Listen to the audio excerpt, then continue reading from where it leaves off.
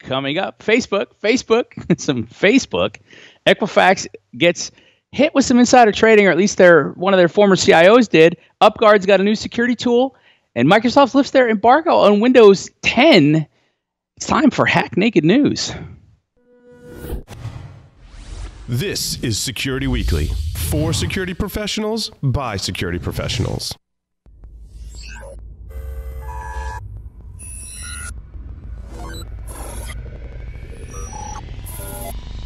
Broadcasting live from G-Unit Studios in Rhode Island, it's the show that brings you the security news each week. And despite popular belief, we do wear pants. It's Hack Naked News.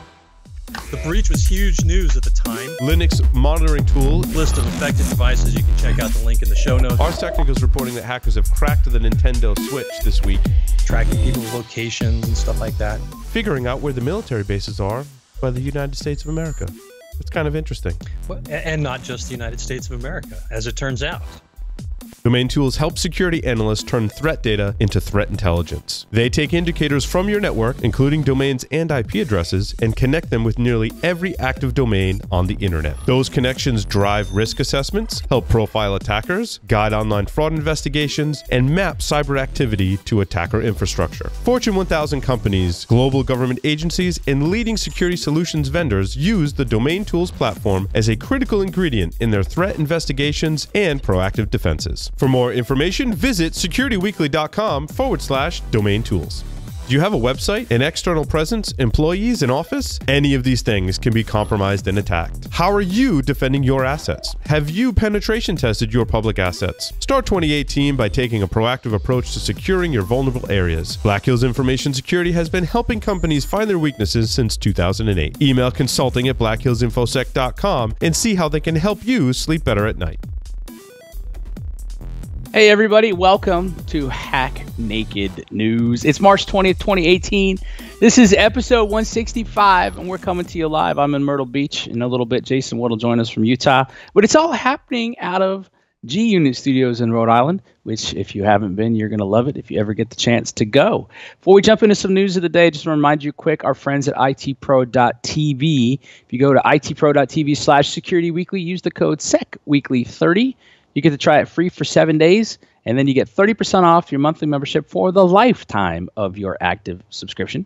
Let me give you some of the headlines for today and maybe some things to think about a little different than usual. Facebook's been in the news. Facebook's been in the news enough that I felt that we had to cover it today. But there's a couple interesting things that are happening. So just to kind of give you the thumb sketch on it, there's this company called Cambridge Analytica. And along the way, they did one of those vanilla, hey, we're doing some user research apps, and you consent to do it. But at the time, the way that it worked, they also were given access to any of your friends' information. So it proliferated into a whole lot of information. And then the person who did this under the appropriate terms shared this information with Cambridge, and then Cambridge went on to use it for a lot of stuff. I'm going to sidestep the politics because, quite frankly, I think it's distracting. Here's a couple of the things that I've seen from it. When is a breach a breach? This is probably one of the first times I've seen people consistently look at breaches by saying, no, that's not a breach, it's a leak, but that's worse. Or it's not a breach, it's a misuse, or it is a breach. Look, guys, I've been telling for, a decade now? A breach is a symptom.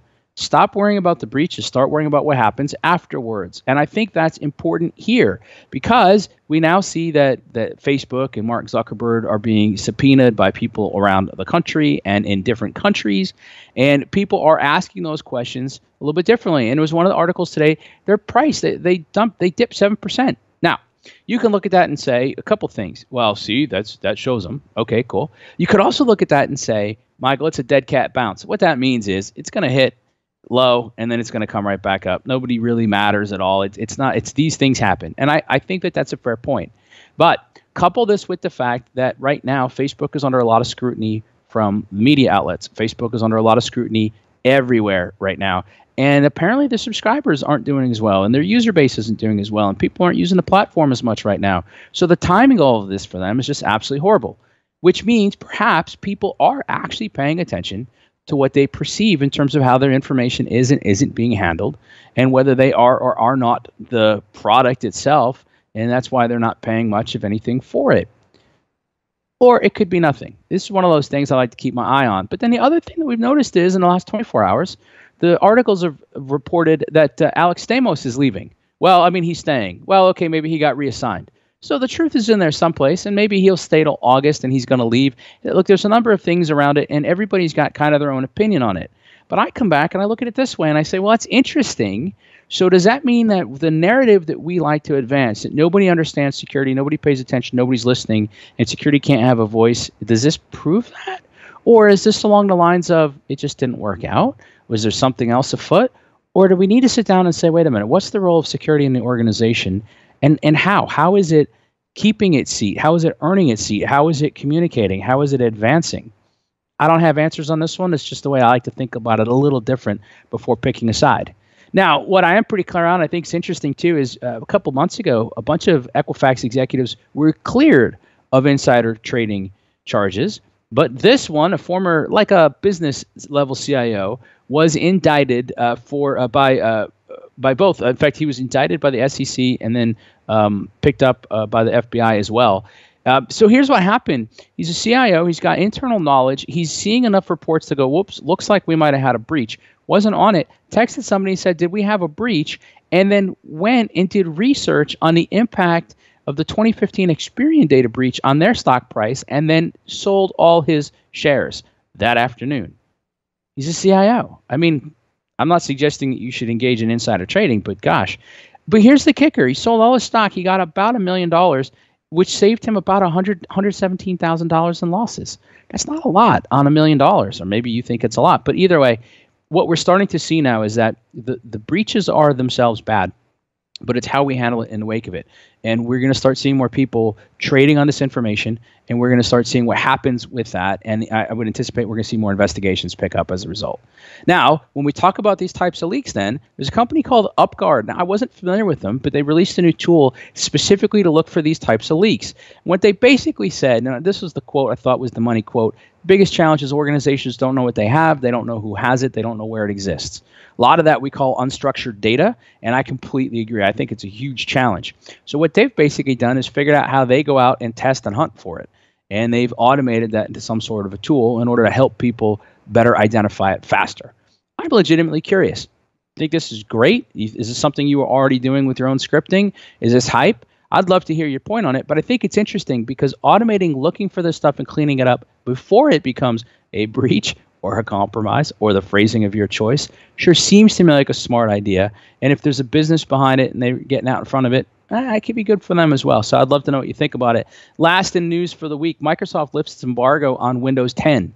So basically, in the wake of Spectre and Meltdown, and I know we've covered on this and other programs multiple times, what Windows found out was that if your antivirus system was hooking into the kernel memory, so they'd say inappropriately hooked into kernel memory, and they then applied the patch, they'd basically brick your system. So they put out an emergency update, and it now checks. And if you don't have a compliant AV in place, no patches for you.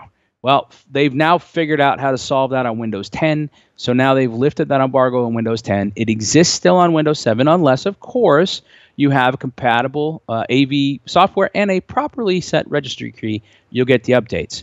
Now, this is one of those interesting things because we keep talking about the importance of antivirus software. We keep talking about the importance of keeping your patches up to date. And now we're getting to that point where some of the patches that we need could brick the systems based on the other systems that we're told that we need.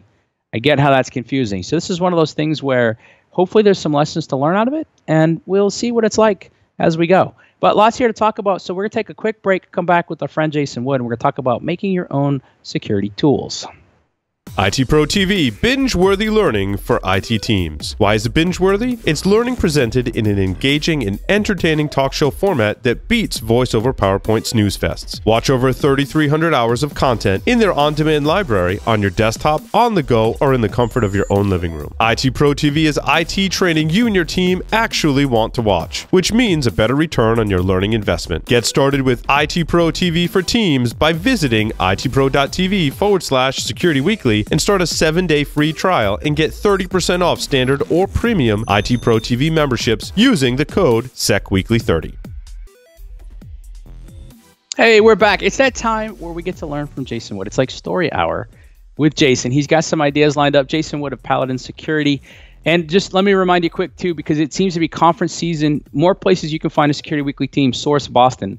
2018. It's going to be May 9th to May 10th. It's going to be held, it's called Swarth Boston, so it's going to be in Boston. Paul's going to be there. He's going to be speaking. Some of the other crew's going to be there. You come out, meet the folks, and do some of the stuff. If you want to get a discount, and come on, it's a $100 discount.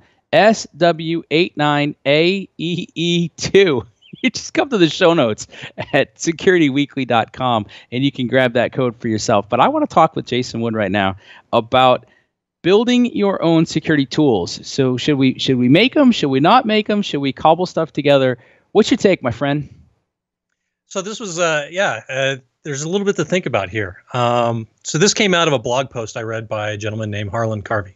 Does a lot of forensics and incident response work. And Harlan's been known for a while for writing different tools that are really commonly used in incident response and forensics. And so he wrote up this post talking about the idea of why he likes to write his own tools. What are the reasons for that? Takes a little bit of time and energy, right, to build something like this, but he does it for a couple of different reasons. Sometimes it's just he wants to build, there may be a related tool or something like that, but he wants to build something so that it gets him the data in the format that he wants that works for his workflow. The second reason he gave, that, and this is the part that really kind of got me thinking, was he likes to do it because he gets to know the data better that way. And sometimes when he's interacting with his data directly coming off the system, he spots things in it that he wasn't aware of that they were there, and then is able to use that data to help his investigation go forward. And he wouldn't have known it was there if he'd have been using some of these other tools that, you know, for whatever reason they decided that wasn't interesting or whatnot, and they didn't give him that output. And so I was sitting there thinking about this a little bit because I've written a few scripts to accomplish some purpose, and you know, I don't do it a ton because frequently you're working on an engagement or a penetration test in my case, and you're short on time. You know, you've got maybe a week or so to get this done, and spending half a day writing a script, you know, is not something that I may be able to do. I don't necessarily have that luxury of time. So if I know something's out there that does what I need, then I'll go ahead and use that. But I also thought, as I reflected on some of my past experiences, sometimes I don't do it because somebody's already written a script that's like this. And if I make mention of it, then I get a little bit of heat from people I know saying, well, why didn't you just use this tool over here instead? And for whatever reason, you know, that kind of put me off to writing my own tools a little bit. A good example of this, one time I was need to pull off the password for that somebody had saved in Outlook to connect to the POP3 server, you know, to get their email. I was setting up a new system, I think it was, or something like that for them. And so I cobbled together a quick Python script that acted like it was a POP3 server. And so you have the replies going back and forth and pulling the data out of the Outlook client as it's making its requests.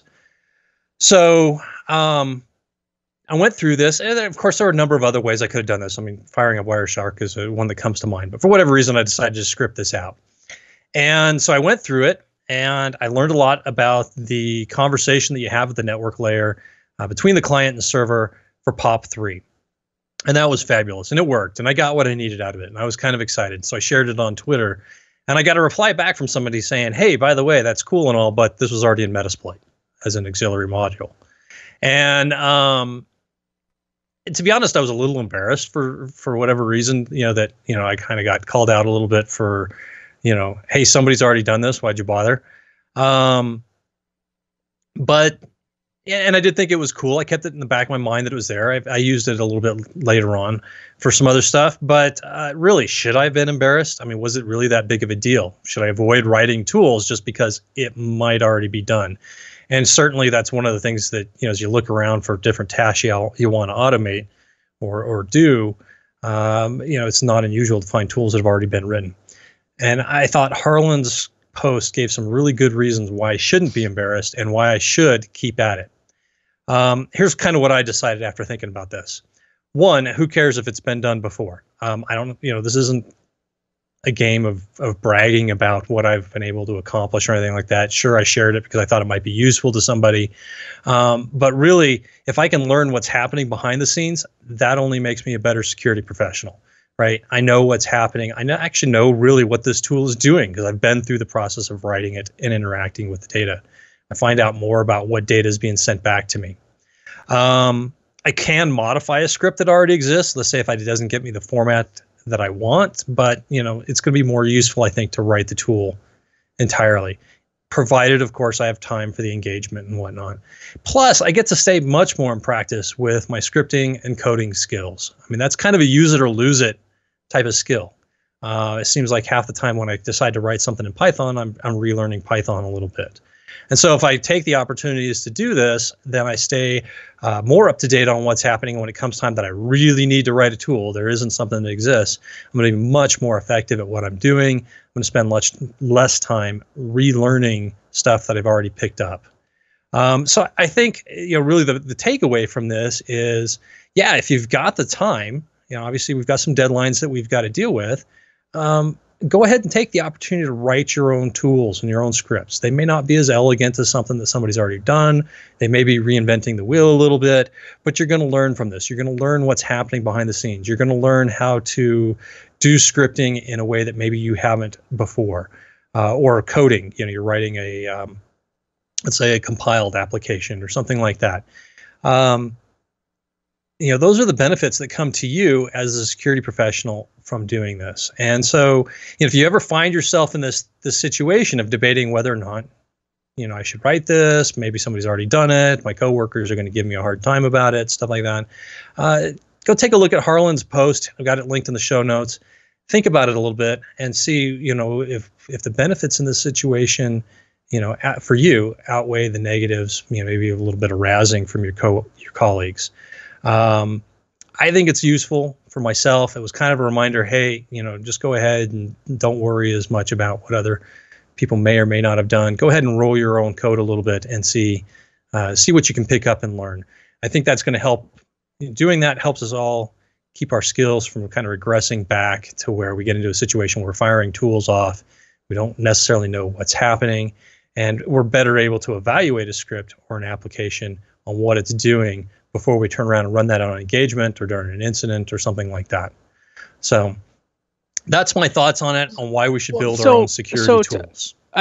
So first, a couple of things that I like. First of all, is I think it's important to point out that if somebody's working hard and they share something, beating them down unceremoniously because someone else already did it. Yeah, but listen, I get this a lot when I work with people for communication or people for writing, and they'll say, but somebody else has already done it. And we'll say, yeah, but they didn't do it your way, and they're not you. And as you've pointed out, there's an experience to it. So I'm really glad that you and Harlan both surfaced that. I think it's important. But let me ask this question then, Jason. If I'm working on my own script, how do I know that I'm improving? Like if I have bad habits and I keep working on bad habits, have I necessarily improved? Like, are we looking at this at some level to say, nah, you missed the point, Michael. We're trying to figure out how the script works. We're trying to keep our hands in the code and our mind sharp around it. And as long as it executes what we want, I don't really care how it did it. Right? I mean, so is there a way to use this to get better? I think so. I mean, one of the things that I found, so when I started scripting in the first place, to be honest with you, I was writing in Perl, and I was writing screen scrapers, interacting with HTML websites, pulling data out of them, and using that for some purpose. And when I started writing my initial code, it was ugly. It was terrible. I mean, people argue Perl's ugly anyway, but hey man, you weren't scripting in COBOL. No, no, it was not. But what happened is I came back later because I had to interact with a different site, and so I started looking at my code that I'd done before as I started writing things out, and I'd learned more stuff since then. And you look back on your previous scripts and you go, "Wow, that was ugly. That was terrible. Why would I do it this way?" When I know now I can do it this other way. And so, yeah, I think there is a benefit that you get from learning and progressing, because you'll look back as you get more experience, at least I have, get more experience. You look back on what you've done before and thought, wow, that's a little embarrassing that I did that way. But, I know better. I'm faster. And my code is more readable, maintainable, and things like that. And so, yeah, you find that you get some improvements, that come along with that. Experience is a powerful thing. No, I like it. So I think that's even a good criteria. If you're trying to get some of that experience, there's no surrogate for live fire experience. But then I would go so far as to say, find a group of people that you trust to share it with and explain why you made the choices you made, right? So to me, that'd be, I guess, what coding or scripting with intention. But because how many times, look, I'm not big into coding, but I always laugh when I'm looking at comments and it's like, don't touch, these lines. I don't know why they work, but just don't touch them. And it's like, right, okay, no, we gotta fix that. So I like this. I think it's a good point. Using your own tools, making your own scripts gives you an insight that you wouldn't have had any other way. And there's an opportunity to share it or not. There's sometimes when it makes more sense to use something that exists, but I would also argue the more you roll your own, the more you realize when another tool might be a better choice than what you're able to do. So all in all, some fantastic expert commentary. Thank you, my friend. Thanks, everybody, for listening. This is Hack Naked News. Episode 165 is in the books. We'll be back next week with more news you need to know and hopefully some ways to think about it. In the meantime, check us out, facebook.com/securityweekly, because we talked about Facebook today. So, of course, you should go check us out there. Give us a like. It helps our ego, and you can keep in touch with everything we're doing. See you next week.